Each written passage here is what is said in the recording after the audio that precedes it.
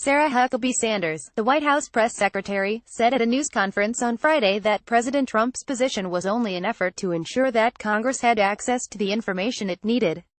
Tom Brenner, The New York Times. The White House acknowledged Friday that President Trump pushed for a gag order on an informant to be lifted in a federal investigation into Russia's attempts to gain a foothold in the United States uranium industry during the Obama administration. The admission raised questions about whether Mr. Trump, eager to turn the tables on multiple investigations into whether his campaign colluded with Russia to sway the 2016 presidential election, violated an unwritten Justice Department rule against White House involvement in criminal investigations. It came 3 days after House Republicans said they were opening an inquiry into the Obama administration's approval of a 2010 agreement that allowed Rosatom, the Russian nuclear energy agency, to acquire uranium-1, which owned access to much of the uranium in the United States.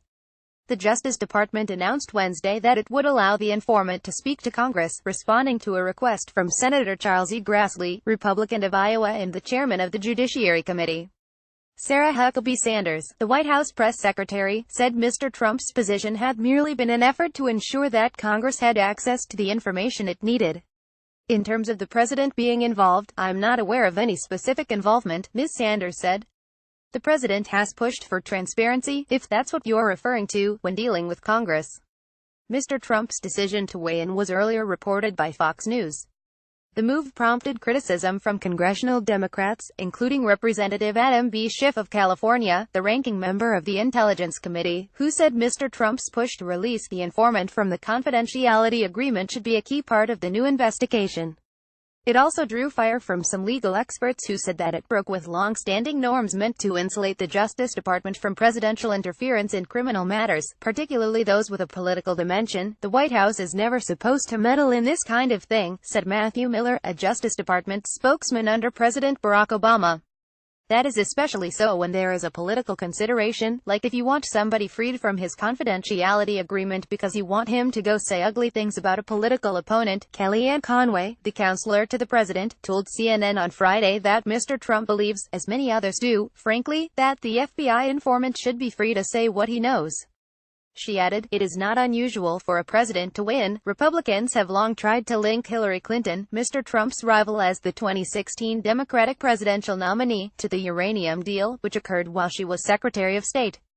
The agreement required the approval of the Committee on Foreign Investment in the United States, on which the State Department has a voting seat. And the Clinton Foundation received large donations from the chairman of Uranium-1 and others connected to the company as the deal was unfolding. Republicans have made unproven allegations that Mrs. Clinton was part of a quid pro quo in which the Clinton Foundation received donations in exchange for supporting the deal. Mrs. Clinton's presidential campaign and State Department officials have denied that she was involved in the decision, and said that all other members of the committee had signed on regardless. In recent weeks, the issue has been revived by the Hill newspaper. It reported that before the deal was completed, the FBI had gathered evidence that Russian officials were engaged in bribery, extortion and money laundering to expand Moscow's nuclear interests in the United States, and had specifically sought access to Mrs. Clinton and her husband, former President Bill Clinton, through contributions to the foundation that bears their name. Mr. Trump shared one of the Hill articles this week with his more than 41 million followers on Twitter, and made it clear that he hoped it would be investigated further. "I think the uranium sale to Russia and the way it was done, so underhanded, with tremendous amounts of money being passed, I actually think that's Watergate, modern age," Mr. Trump told reporters on Wednesday. At the same time, the president has worked to shift the focus from his campaign's dealings with Russia to those of Mrs. Clinton's, after it was revealed that her presidential campaign and the Democratic National Committee paid for research that was included in a dossier made public in January that contained salacious claims about connections among Mr. Trump, his associates and Russia. It is now commonly agreed, after many months of costly looking, that there was no collusion between Russia and Trump, he said in a Twitter post on Friday.